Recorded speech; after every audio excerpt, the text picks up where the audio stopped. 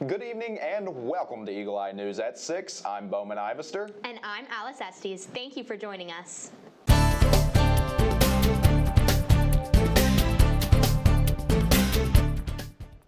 In our top story, Auburn University's acceptance rate for the 2024 fall semester is the lowest it's ever been at just 44%.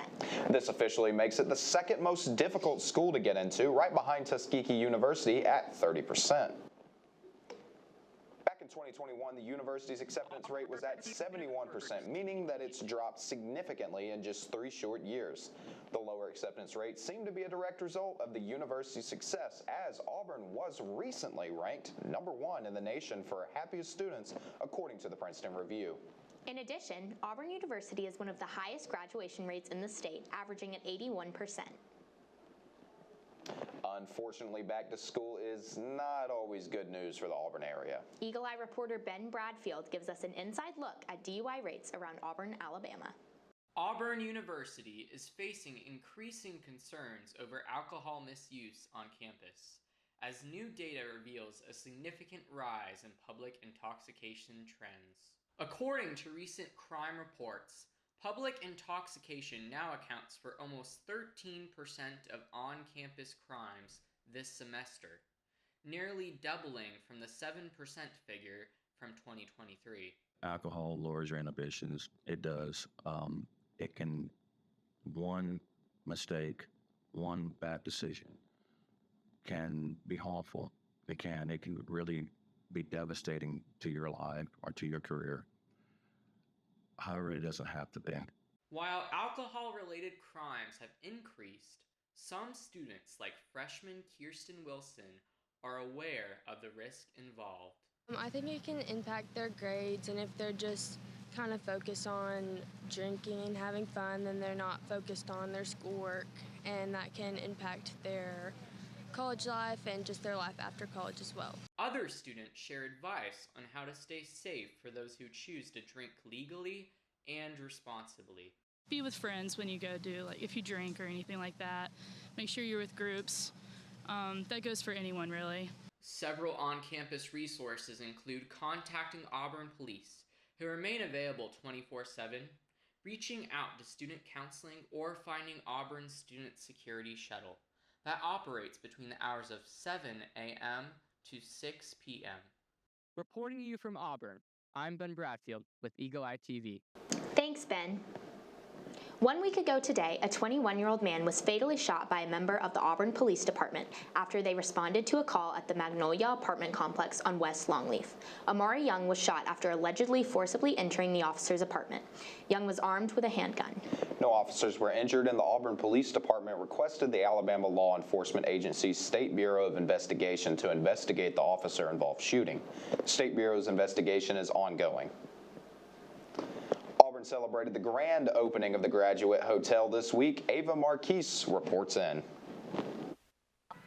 I'm here at the brand new Graduate Hotel, which is a stunning addition to Auburn University's campus. This hotel is not just a stylish place for visitors to stay. It also is offering a wide variety of jobs for both students and residents. Let's take a look. This boutique hotel, situated across the street from Auburn University's vibrant campus, is designed to accommodate people of all ages and backgrounds. With its prime location, the Graduate offers a unique stay that enhances the feeling of Auburn's close-knit university life while creating fresh opportunities for the community. I've heard great things about the Graduate. I stayed in the Graduate in Knoxville, and that was a great experience. Just excited to see the one in Auburn. The Graduate's hotel brand, which began in 2014, has quickly expanded into college towns, with each location tailored to reflect the character and traditions of its nearby university. The Graduate's aesthetic speaks directly to Auburn's culture, with notes to school spirit in its design and recognition of Auburn legends. Beyond its collegiate feel, the hotel's opening is creating significant opportunities for the community, particularly for students and recent graduates. People that want to get into hospitality, I think it's a cool opportunity to get that experience. From front desk positions to event coordination roles, they cater to students looking for part-time employment while staying close to their academic buildings.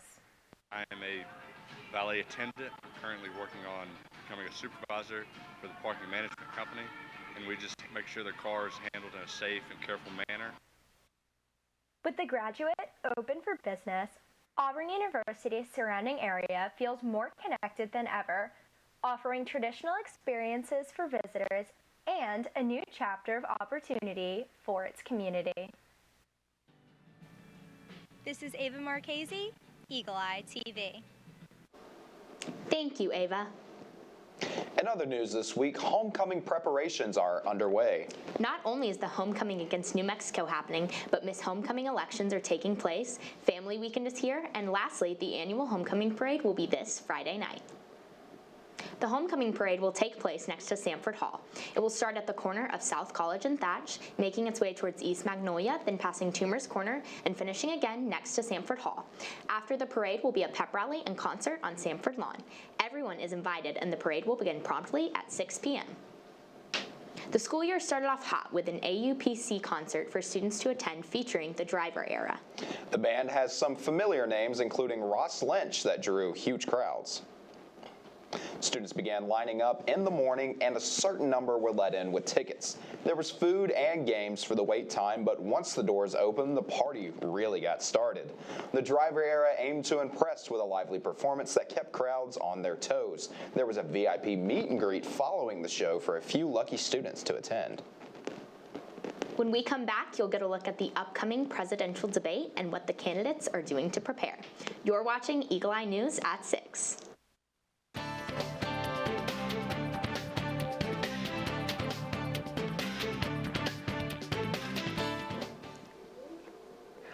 I'm Brad Fouts, and welcome to Eagle Eye News at 6. And here's our weather outlook on this week for the Plains.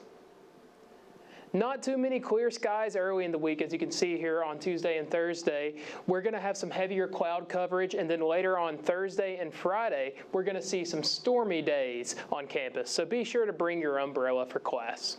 This week being homecoming, hopefully that rain can hold off for the festivities, including the parade on Friday night and then Auburn football on Saturday. Clouds and warm weather will return for Auburn in Jordan-Hare Stadium this weekend. We'll see you there, and we'll be right back.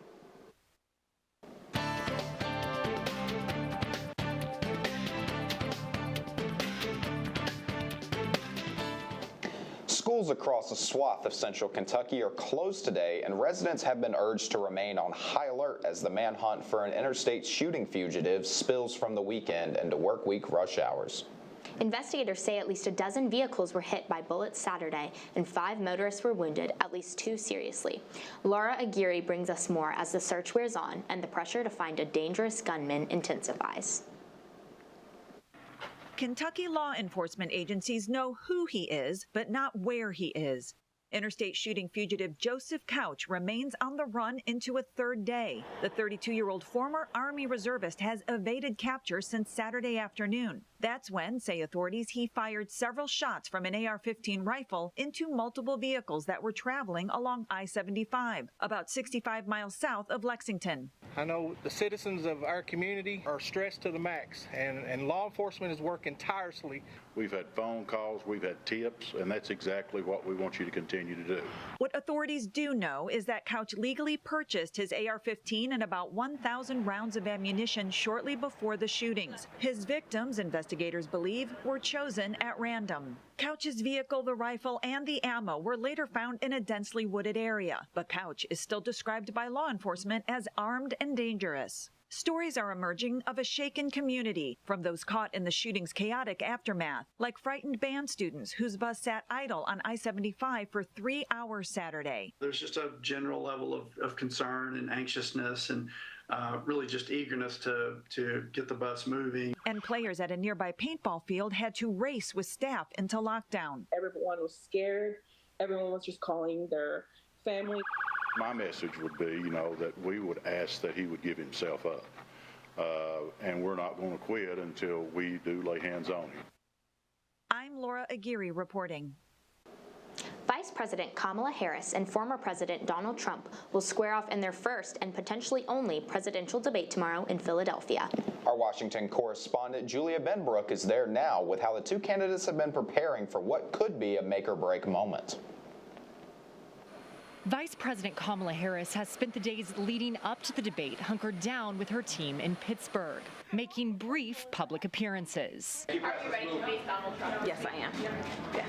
Aides say Harris has held mock debates and is leaning on advice from former President Donald Trump's previous Democratic opponents, President Joe Biden and former Secretary of State Hillary Clinton, hoping to benefit from their experiences. He plays from this really old and tired playbook, right, where there's no floor for him in terms of how low he will go, and we should be prepared for that. The vice president has been reading briefing papers about Trump's positions and past comments, including the insults he's directed at her. Despite the recent change at the top of the Democratic ticket, sources say Trump's debate prep strategy hasn't changed much since he faced Biden in June. We're run by stupid people. Stupid people. And we found that out at the debate with Joe. How did that work out? And we're going to find it out again on Tuesday night. Is anybody going to be watching? The former president argues he doesn't need formal preparation, such as mock debates, but has been meeting with senior advisors, policy experts, and outside allies to ready himself for Tuesday. We talk about it, but there's not a lot you can do. You either know your subject or not, you either have good policy or not. Reporting in Philadelphia, I'm Julia Benbrook. When we return, you'll get an Auburn sports update with Mackenzie Deutschmann. You're watching Eagle Eye News at 6.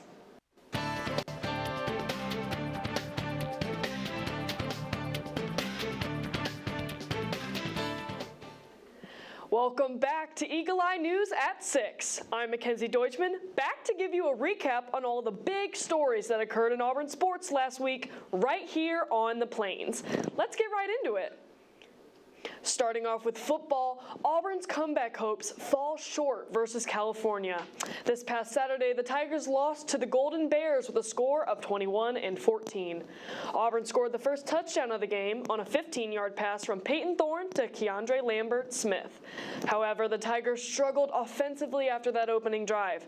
Thorne threw 4 interceptions, and California's quarterback Mendoza threw for 233 yards for a pair of touchdowns, bringing Auburn's record to 1-1. Next weekend, the Tigers take on the New Mexico Lobos right here in Jordan-Hare Stadium. Watch the game on ESPN at 6:30 p.m.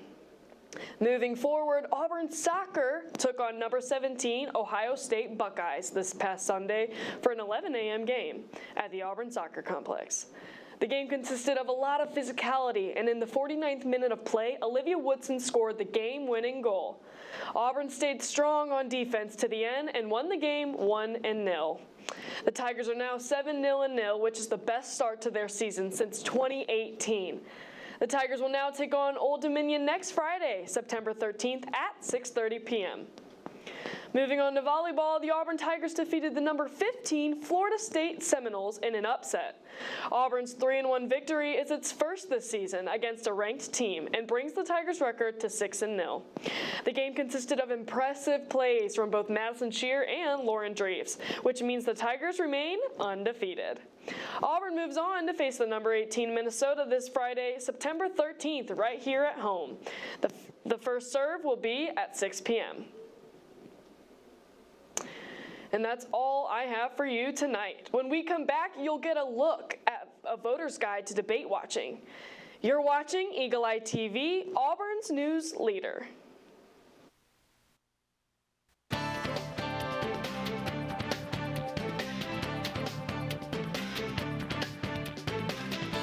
Election season is kicking into high gear with races at every level from school boards to the White House. Candidates are going head-to-head, putting their policies and personalities on full display for voters. And we're just a day away from the high-stakes presidential debate between Vice President Kamala Harris and former President Donald Trump. As polls show, there is still no clear leader in this race. Reporter Michael Yoshida joins us live with more on what to be looking for and how debates can shape an election. Debates and their memorable moments historically are critical to candidates' successes and failures. The 1980s are now calling to ask for their foreign policy back. President Joe Biden and former President Donald Trump's matchup changed the 2024 race entirely. If we finally beat Medicare. Now, Vice President Kamala Harris and former President Donald Trump are facing off for the first time. For the typical viewer who's watching this with some degree of how am I going to vote and I'm trying to inform myself, whereas Kamala Harris coming from on policy and personality, whereas Donald Trump coming from on policy and credibility. Frank Sesno of George Washington University says even though theatrics often replace substance, when watching any political debate, voters should listen closely to what these candidates say about the particulars of policy, how they would pay for them, what the implications are, how far they would reach, how they would implement them. And note how the candidates respond to each other. The interaction between the two of them will be very important. One, for how they define themselves and they try to define the other. Two, how they deal with a difficult situation. The debate should last around 90 minutes, which may seem like a big commitment, but Sesno says it's an investment every voter should make. Who of these two candidates is saying something that will address the issues and the problems that I and my family are confronting? And who seems most credible and most relatable on that level? The FBI is no stranger to fraud, but there is a new threat taking the form of crypto scams. On Monday, the FBI released a report saying victims reported more than $5.6 billion in fraud related to cryptocurrency in 2023. That's a 45% increase from losses reported in 2022. The overall increase in fraud was fueled by a jump in crypto-related investment scams. Victims reported nearly $4 billion in crypto-related investment losses in 2023, compared to $2.57 billion in 2022. An FBI official said this is the first time the agency has published a report explicitly focused on crypto-related fraud from a larger set of annual fraud data. The FBI wants to raise public awareness about the issue and get victims to more quickly report crypto fraud to recover stolen money. The closing ceremony for the Paralympic Games was held Sunday in Paris. Thousands of people braved the rainy weather to celebrate the occasion. Watching as athletes from 169 delegations paraded through the Stade de France to officially mark the end of the Games. French electronic musician Jean-Michel Jarre performed at the ceremony along with DJ Martin Solveig. They were accompanied by an elaborate light show and a fireworks display. We're out of time, but for more Auburn news, head on over to our website, eagleeyeauburn.com, and check out our social media pages. I'm Beauman Ivester. And I'm Alice Estes. Thank you for watching, and War Eagle.